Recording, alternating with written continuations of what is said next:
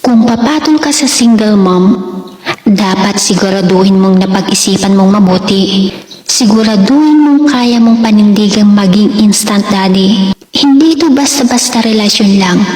Kapag pumasok ka sa buhay ng single mom, isipin mong hindi ka na binata.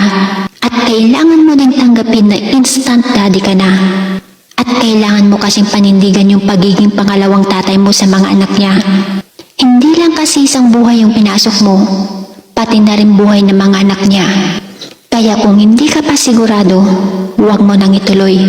Dahil kapag iniwan mo ang single mom at sinaktan mo, hindi lang siya ang masasaktan mo, pati na rin ang mga anak niya.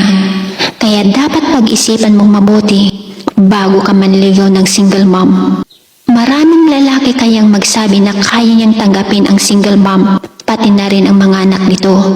Pero iilan lalaki lang ang kayang gumawa at kayang manindigan ang salitang yan.